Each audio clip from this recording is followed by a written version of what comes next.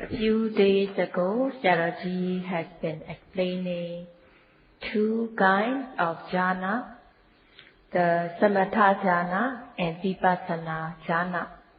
And Sayadaw has been explaining how the vipassana jhana is practiced and how vipassana jhana develops. And yesterday, Sayadaw explained Udayabaya jnana.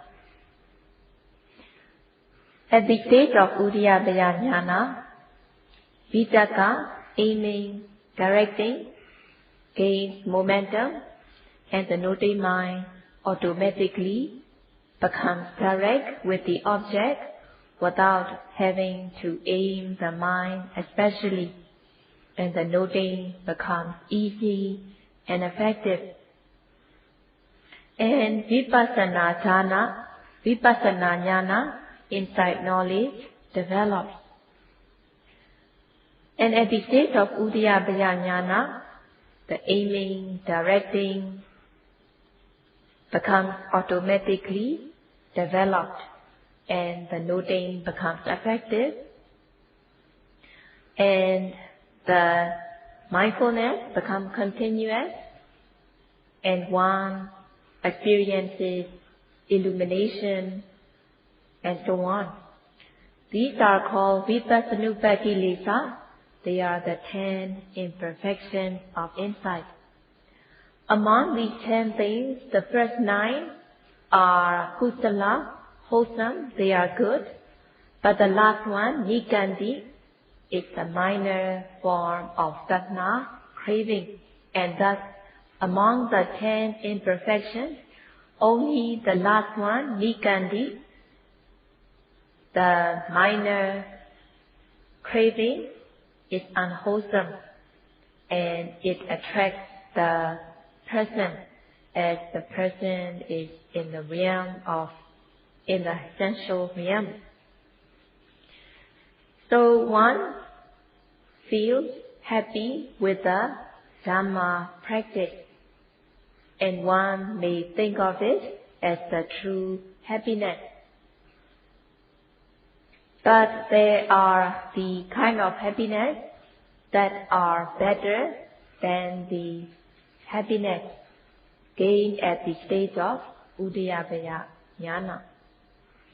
So when one experiences the kind of happiness that excels than the happiness gained at the stage of Udayabaya jnana, one will not think of it, and one will not think highly of it. So one has to practice further. And at the stage of Udayabaya jnana, one discerns the arising and passing away of the object, and there will be piti, joy, sukha, happiness, ekaggata, one-pointedness. At the stage of Udayabaya jnana, these 3 jhanic factors, piti, sukha, and ekaggata, joy, happiness, and one-pointedness, arises, and it is equivalent to the dutiya jhana, the second absorption. So there is more happiness to follow. One has to practice further. One should not think highly of this happiness. As there are more happiness, there are more Dhamma happiness that will follow. So at the stage where the yogi discerns the fast arising and passing away, one feels happy, joyous, and one-pointedness arises. As the yogi does not think highly of these good experiences and continue the practice, then one will reach the mature stage of Udayabaya jnana.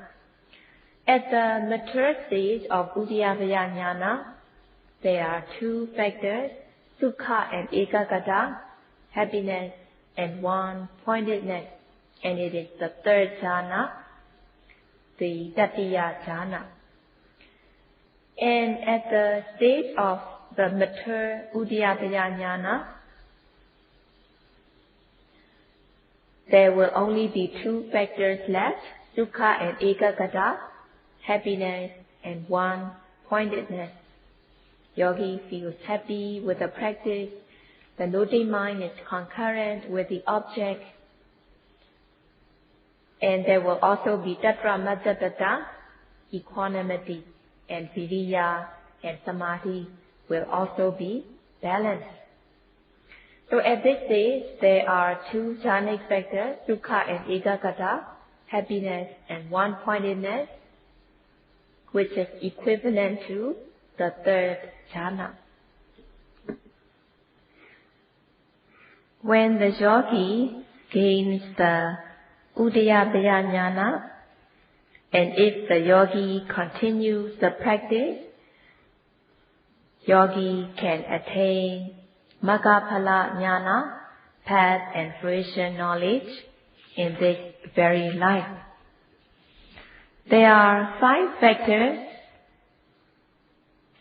in order to develop the path and fruition knowledge in realizing Nibbana. The first factor is one should have faith and confidence in the Buddha, having faith and confidence in the Buddha's knowledge. The second is one should be healthy enough in order to practice. And the third is one should have honesty. And the fourth is one should practice with diligent effort. And the fifth is one gains the fast arising and passing away of the nama rupa.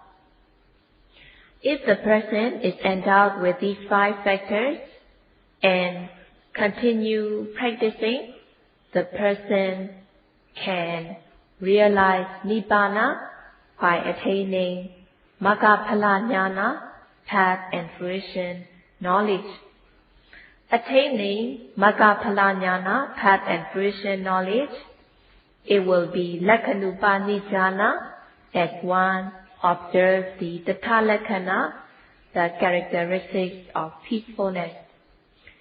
So this is not deliberately practiced, but by fulfilling Vipassana jhana, when one becomes matured, one will attain Nibbana, and one will attain Nibbana realizing, observing the Sandhi-lakkhana, the characteristics of peacefulness, and observing the peacefulness, Sandhi-lakkhana of Nibbana is also Lakhanupa Nijjhana. Especially practicing Satipatthana meditation under the guidance of Kalyana Mitta, continuously, not stopping in between, respectfully, then one's mind becomes purified. One discerns the nama rupa, cause and effect, and the characteristics of impermanence, suffering, and non-self.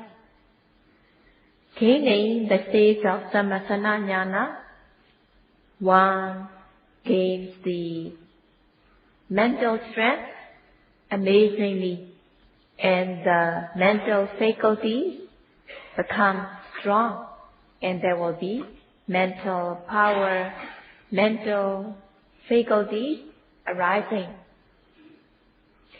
So at this stage, there will be the mental strength, mental power becoming overwhelming, and one has more faith and confidence in the practice. Before one practices, one may be cowardly, but at this stage of practice, there will be courage to refrain from unwholesomeness and the courage to perform wholesomeness. Sati, mindfulness, become amazingly strong. the mind becomes calm, collected, unified. Samadhi, concentration, becomes amazingly strong, and one discerns clearly. One also builds up hiri and uttapa, moral shame and moral fear, which can keep one's own world in safety and security, and one takes more care not to do wrong. And at this stage, the mindfulness becomes amazingly strong, and one experiences the quality of the Dhamma. And also one develops more faith and confidence in oneself. There is also more faith and confidence in the knowledge of the Buddha and the virtue of the Dhamma. And in this way, one also builds up faith and confidence in the Buddha and the Dhamma. And one gains the taste of the Dhamma, having deep joy. At this stage, the blood in the body becomes clear. There will be good blood circulation, and one can even be cured of one's illnesses, and the person's health improves. There is Kayu Jugata and Citu Jugata. There is uprightness of the mind. And at this stage, one confesses of one's wrongdoing that had been done in the past.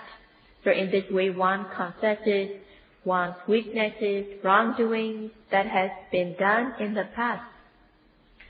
And one will not pretend to have the virtue that one does not really possess, and one will not pretend to be innocent, although one is guilty.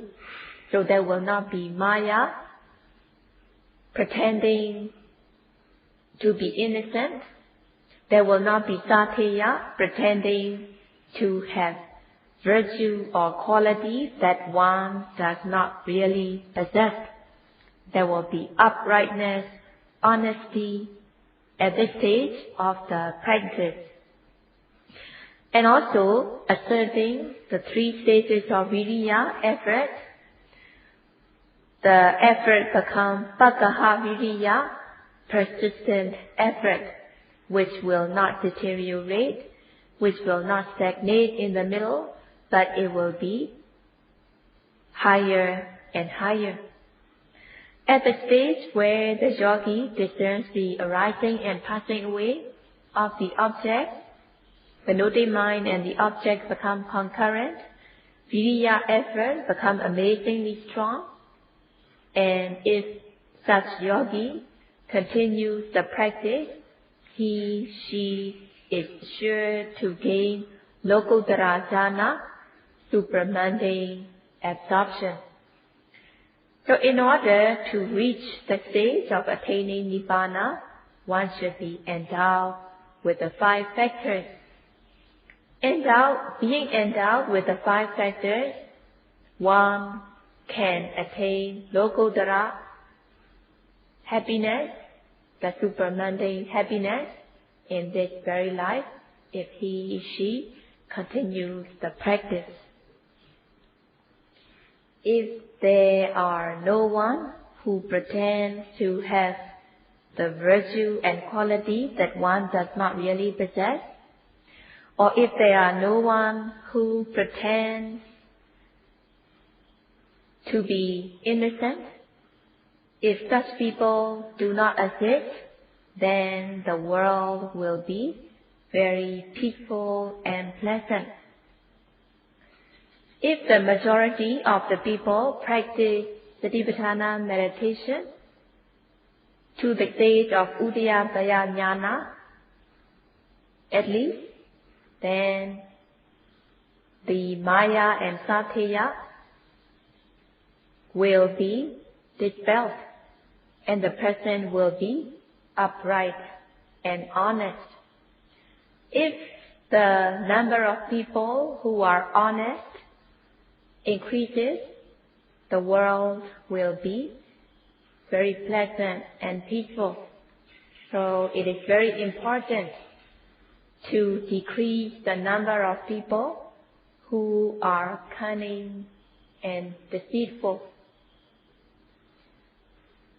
And also, such kind of cunning, deceitful person, they are spending much of their time deceiving people, cheating people for their own benefit. So, if a person is cunning and deceitful, deceiving others, cheating others, then others will not trust the person, and thus the cheating person will lose faith among the society, and the person will be hard to make a living. Practicing the Dhamma, if the person is honest, then other people will welcome the person who is honest, and the person will prosper, and the person will be shining with quality and virtue.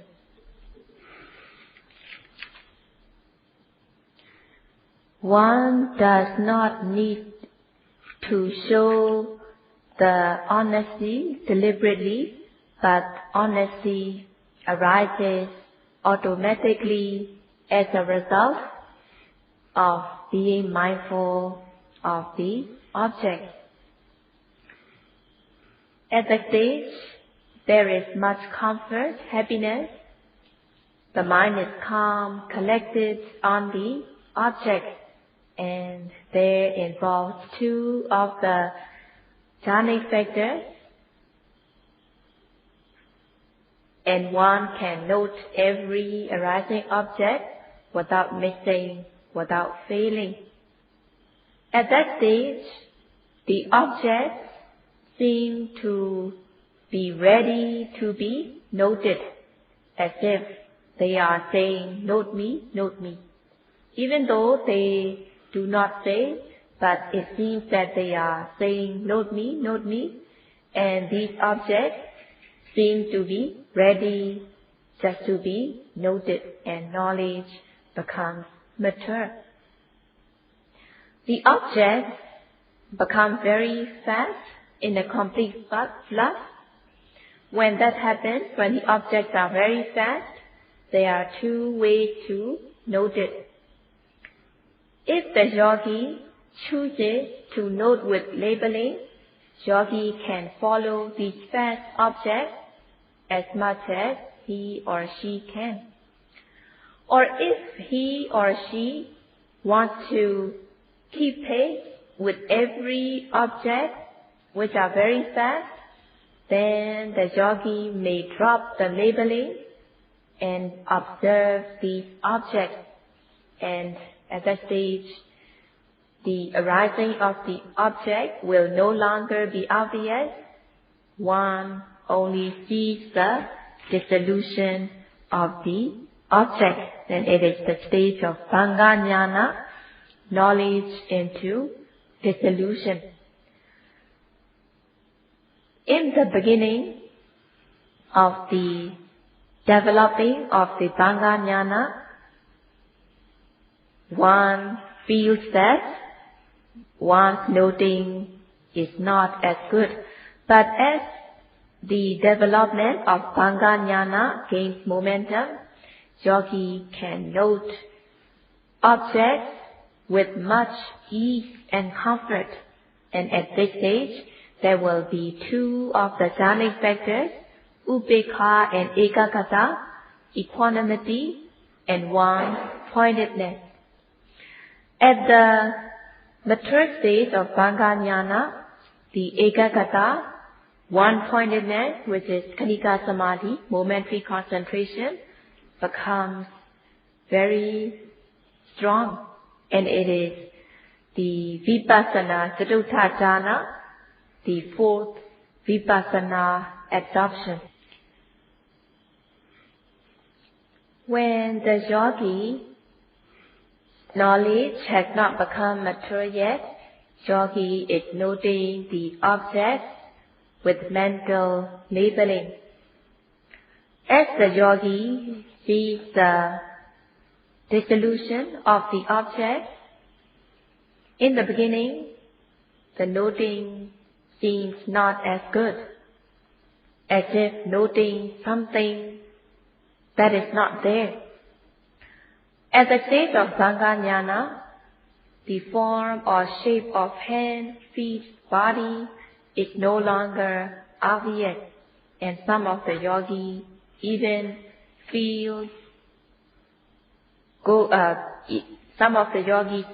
reach out their hands to feel whether the feet and the hands are really there. So at this stage of Vanga, the form or shape are no longer obvious. What is obvious are the true natures such as hardness, softness, warmth, heat, cold, hard congealing, soft congealing, tense congealing, and so on. And the Paṇḍitā concept falls away, and Paramattha, ultimate reality, becomes prominent. At the stage of Vanga, only the dissolution of the object becomes obvious. Among the three moments, the arising of the object is no longer obvious. The present is no longer obvious, and one will only see the dissolution, the nirodha, the dissolution of the object, and one will discern the kaya, the end of the object, vaya, the disappearance of the object, and bhanga, dissolution of the object. So in this way, at the stage of Vanga, yogi will discern the ending, disappearance, dissolution of the object.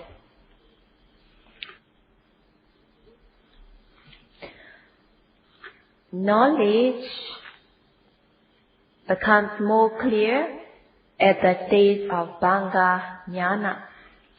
At the stage of Udiyataya Jnana, Tattva Paṇḍitā, name concept, is still involved. And also form or shape concept of hand, feet still is involved at the stage of Udiyataya Jnana. But in the stage of Vanga Jnana, the name concept, form concept falls away, and one discerns the first object. And if these objects are to be noted with labeling, one cannot keep pace, so one has to drop the mental labeling, and Tattva Paṇḍitā, name concept, falls away. And at the stage of Vanga Jnana, one discerns the true nature of the object without the shape or form of hands or feet. Vanga Jnana, at the stage of Vanga Jnana, knowledge becomes more clear-cut as the yogi discerns the true nature without the concepts. What is special of this Vanga Jnana is that in the earlier stages, in the earlier jnanas, one only sees the disappearance of the object. At the stage of Vanga Jnana, one discerns not only the disappearance of the object, but also the disappearance of the noting mind, and it is called Vipassana. For example, when heat arises, just as the heat is to be noted, the heat dissolves, and the noting mind also dissolves. In this way, yogi discerns the dissolution of both the object and the mind. It is called Vipassana. So not only that the yogi discerns the dissolution of the object, but yogi also discerns the dissolution of the noting mind that notes the object. When Bhanga becomes mature, it is said that Anicca Nupassana Jnana, knowledge into impermanence, become topmost. In the earlier knowledges, yogi discerns only the dissolution of the object, and she does not discern the dissolution of the noting mind, and thus one may think that the noting mind is permanent. At the case of Bhanga, one discerns the dissolution of both the object and the noting mind that notes the object. In this way, yogi discerns the dissolution of both the object and the noting mind, and one comes to discern that nothing is permanent, nothing stays the same, and it is Anicca Nupassana, and Anicca Nupassana becomes the topmost.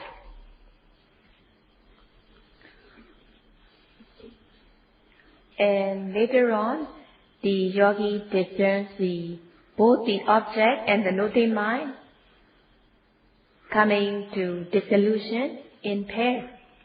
Discerning both the object and the noting mind coming to a dissolution, it is like seeing two persons holding hands jumping into water all at once.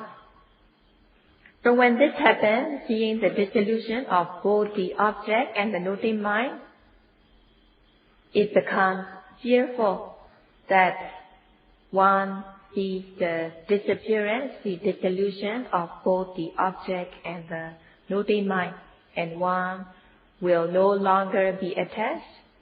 Seeing the flaws, one feels bored or disenchanted, and as the person continues the practice, the characteristics of impermanent suffering and non-self become more clear. And yogi also discerns the characteristics of suffering more and more.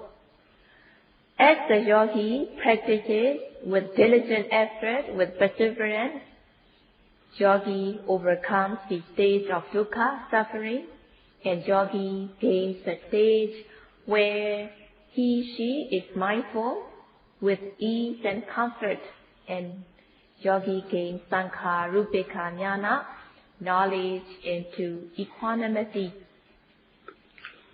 And at that stage, yogi can note even the small, minute details. Knowledge becomes higher and higher, and Sayadaw will not explain the higher knowledges in detail, but there is only the brief explanation.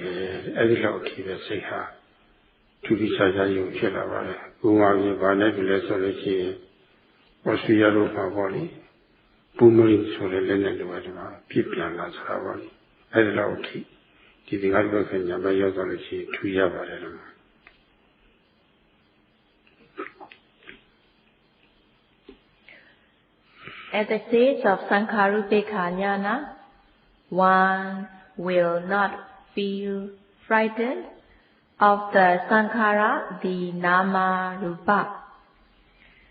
However, the object may be pleasant, there will be no liking, and there will be no fear. There will be balanced state. One will be in the state of equilibrium, equanimity. And this is the quality of upekkha, equanimity. And the noting mind sticks onto whatever object that arises, and the mind does not go elsewhere. Even if the yogi deliberately sends his or her mind onto other things, the mind automatically comes back to the object of meditation.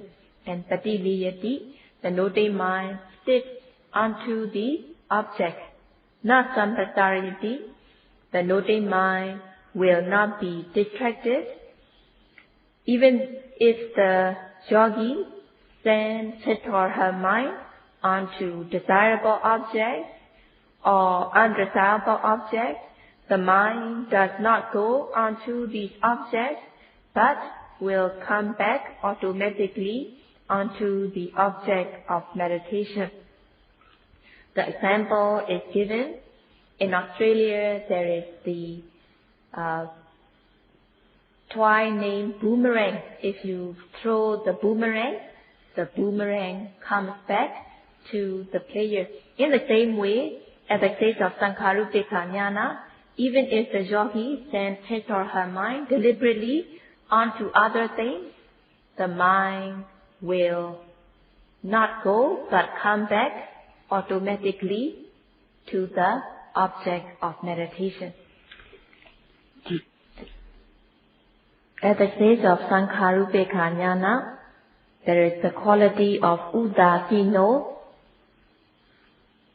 One can see both happiness and suffering with a balanced mind. Among the Vipassana knowledge, Sankharupekkha Jnana is most mature. And at this stage, saddha and other mental faculties are very strong, that the person has the spiritual resistance.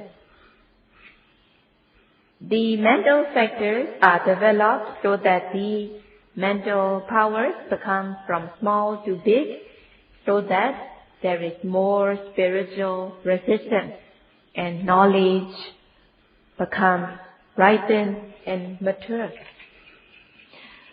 Even if there are desirable objects, greed does not arise. Even if one encounters undesirable objects, dosa, anger, does not arise. At the stage of Sankharupekkha Jnana, and one even thinks whether she has totally uprooted the defilement. So what it means here is, at the stage of Sankharupekkha Jnana, one can see good and bad things with a balanced mind, and samadhi concentration becomes amazingly strong.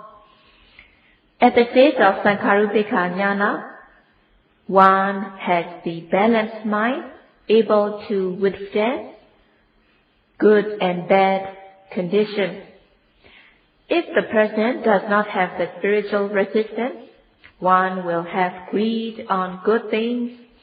If one is successful, one has friends and family, everything fulfilled, one feels happy.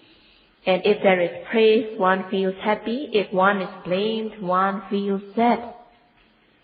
So in this way, the mind can react based on whether the conditions are good or bad.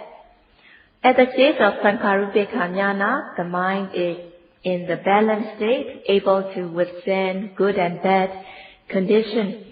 And at this stage of Sankharupekkha Jnana, the equanimity becomes very strong.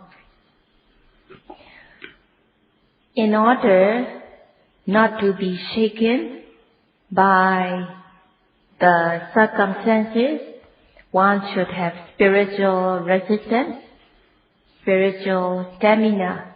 One should have spiritual defense and spiritual stamina. So just as when one eats nutritious things and suitable medicine, one will be healthy, having physical resistance. Practicing Satipatthana meditation, one gains spiritual resistance, able to withstand good and bad conditions, and one gains the completeness of one's life by having the spiritual resistance. When Sankharutika Jnana becomes mature, one reaches Vuttanagamini and one attains the Grutabhu, the cutting of the lineage of the ordinary being, attaining Maggaphala Jnana, path and fruition knowledge. There will be Appavada, where all the Nama Rupa comes to the cessation.